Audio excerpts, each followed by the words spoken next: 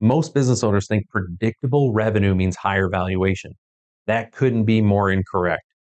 I'm about to show you why consistent $2 million in annual revenue might actually be destroying your business value, and the simple shift that could double your exit multiple in the next 90 days. So here's what's happening in boardrooms around the country. Buyers are walking away from profitable businesses with strong revenue. Why? Because of something called the valuation teeter-totter. Let me show you exactly what that means with a real example. Last month, I worked with Sarah. She owns a manufacturing company here in West Michigan. She was generating right around 3.2 million in annual revenue with 18% profit margins. Look at that. Sounds great, right? But when we ran her value builder assessment, her teeter-totter score was just 31 out of 100, which means her business was only valued at 2.1 times revenue instead of the 6 to 8 times multiple it should have been getting. And here's the thing. Sarah's revenue was coming from the wrong place. And if you're like most business owners, yours probably is too. The valuation teeter-totter measures the balance between your recurring revenue and your transactional revenue. Those are the two types of revenue that you have in your business, right? And what I want you to do when you're thinking about the teeter-totter valuation, I want you to think about an actual teeter-totter, right? So we're going to draw one up here for you. So we have our teeter-totter, right? Little pivot point. And then we've got on one end here, we're going to have our recurring revenue. And on this side, we're going to have our transactional revenue. Okay. Now your recurring revenue, think of things like your subscriptions, maintenance contracts, ongoing services, etc. And on the other side, this transactional up here, this is one-time sales, custom projects, seasonal work. Here's what buyers know that you might not. Recurring revenue is worth 5 to 10 times more than transactional revenue. For every dollar that you have of recurring revenue, right? So here's a dollar. It's equal to $8 to $12 of business value. And every dollar you have of transactional is worth only $2, $3 at most. And this is one of the things that I run into consistently when I have individuals that come to me and like, Ryan, hey, I'm thinking about selling my business. I'm not sure where I'm at. And that's why we have the value builder assessment. It's free. The link is down in the description. And it takes about 15 minutes to do. And when you go through and you do the value builder assessment, what ends up happening is you get a score across the 8 levels of valuation that buyers are looking for. And you get your teeter-totter score and all the goodness that comes with that. But then you also get a number that is going to tell you how ready your business is to sell across the board. And that information is so very important, but it's also the first step in learning what your business is worth and also what you can do to make it better. So now you're looking at saying, okay, so cool, I got all this information. What are we going to do with this? Well, I'm going to teach you how to actually calculate your own teeter-totter score right now. Go ahead and grab a calculator. I'll wait. Okay, cool, you're back. Now we're going to do this together.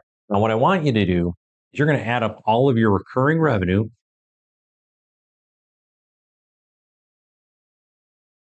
for the last 12 months. Now what does that include? That's going to include, you're going to add in your subscription fees for your products and services. We're going to add in any of your maintenance contracts. Okay. We're also going to look at any of your retainer agreements.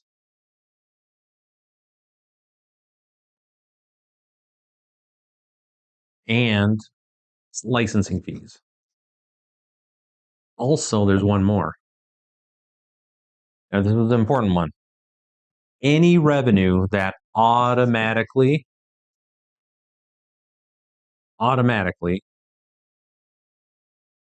renews. We love those. We're going to add all those up. So that's going to give us some sort of number down here, right? This is going to be X dollars. And then what we're gonna do is we're going to divide that by your total revenue, total rev, and then we're gonna multiply that by 100. What this kicks out at the end is going to be your recurring revenue percentage. So we're just gonna call this the RR percentage. That right there, okay? Now, here's it. We're gonna put a little line across here. This is how I want you to think about this. A little X right here. This is an 80. If you're in this area here, if you're above 80%, you score 100 on the Value Builder teeter-totter score. If you are between 60, that right here, and 80, you're going to score somewhere between the 70 and 90 range. Obviously varies, different factors come in. Now, if you're between 40 and 60, this area here, you're looking at somewhere between 40 and 70 is your score, and anything below here, I just tell people call it a zero. Anything that's below 40, we've got work to do and there's things to do. So here's where it gets interesting, okay? One of the individuals that I was working with around the country, when we started, they were at 23%. Right? They did software, it was kind of what they worked in, and their business value was 2.8 times. What we did is we were able to work in a subscription model for his maintenance services and shifted 60% of his revenue to recurring contracts. So we went from here by making one change, we landed over here. And what ended up happening, the business valuation, when they got to around 60% here, now jumped up to 5.2x. And in this case, that was $1.8 million in extra business value that the individual was able to get when they sold their company, simply by shifting percentage of recurring revenue from 23% to 60%. That's the power of the teeter-totter valuation and why that score is so important. I've seen this work across every industry around the country and even in my corner of West Michigan. A Manistee landscaping company created a year-round property management subscription. There's a local marketing firm in Ludington that shifted to monthly retainers instead of quoting project work. There's a local auto shop that even started offering preventative maintenance programs for its customers. The key is understanding recurring revenue isn't just about subscriptions. It's about creating predictable, automatic income that doesn't require you to resell every month. And not everyone's going to apply to every single business, but from there, we can typically extrapolate a number of recurring revenue options that you can then provide to your clients and customers and services. Now, there's an IT consultant that I worked with for a bit. We applied this framework to their business, and it transformed their business from feast or famine, right, from the project work that they were doing into 73%, right over here, of their revenue was recurring within 8 months. The stress for that individual, it dropped. The business value tripled, and within a year started getting offers as an acquisition target for many of the larger regional players. Now, I'm going to walk you through the exact steps to improve your teeter-totter score in the next 90 days. So step one is always going to be an audit, right? We're always going to do audits when we start stuff. In this case, we're going to audit our revenue. We're going to put every single source of revenue into one of two buckets. Either the recurring bucket, right? It's recurring revenue, or it's going to be transactional revenue. And I need you to be honest. If the client in the next month has to make a decision whether they're going to pay you or not, regardless of your agreement, that's transactional. Okay. Be honest with yourself. It's going to help with the whole process. Now, step two, we're going to identify your conversion candidates, right? We're going to ID your candidates. All right. Now, this means we're going to look at the services that you have that would be either a possibility to switch to some sort of recurring services or maybe able to have add-ons that you're going to have there. So for instance, could your one-time consulting become monthly advisory services? Or with your product sales, could you include support contracts as well? Stuff like that, right? Just add-ons or maybe make a conversion. Now, step three, this is great. We are going to start with our best clients. We're going to start with them for the simple reasons they love working with you. So they are going to be more inclined to say yes to recurring arrangements for a couple of reasons. One, if you watch my last video on smoothing out your cash flows, going from a larger check a couple times a year to monthly recurring payments for the same services are going to, one, increase your cash flow, but it's also going to smooth out the cash flow for your client. So it's kind of a win-win, especially if you're doing a lot of work. Now, we also don't want to convert everyone at once. We want to make sure we just focus on your top 20%. We're going to throw old Pareto principle at this thing. And we're going to focus on converting these top 20. They're consistent, they're going to be there, and you're also going to learn a lot as you're going through the process. Okay. Now, this is exactly what Jennifer, an individual who has an accounting firm that I worked with, did. Most of their revenue came during annual tax season. And what we talked about was like, is there an opportunity for you to do recurring services within the accounting world? And it was amazing. Immediately we came and said, hey, we could be doing, recurring financial reviews for our customers, offer that as a service. And so what they do now is they have monthly and quarterly financial reviews that they offer to their clients.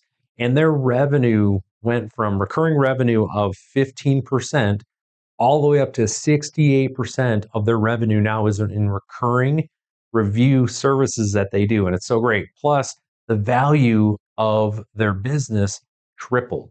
Okay. Let's move on to step four. Now, step four is something that every single business owner struggles with here. We want you to price for value, not for time. What do I mean by that? We don't want to do for time. Most business owners underprice recurring services because they think like employees, not entrepreneurs. Your recurring revenue should be based on the value you provide, not the hours you spend. Now, think of it in terms of one examples I've seen is like a security company that exists, right? They have one that's next county over. And rather than charging per installation, the owner came up with an actual comprehensive security monitoring service.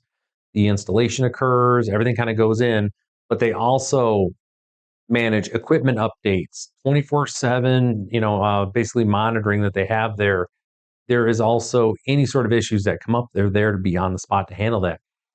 His revenue per client increased over 300%, and the business became far more valuable to buyers because instead of just saying, hey, it's going to be X number of hours that we're going to do for this service is going to cost this or for this installation, he provided value. And that value he priced at the level of value, not for how many times they have to show up when there's something shows up on the camera, right? So that's where a lot of folks they struggle with this. Think like an entrepreneur. Don't think like an employee. And then step five is the last one here.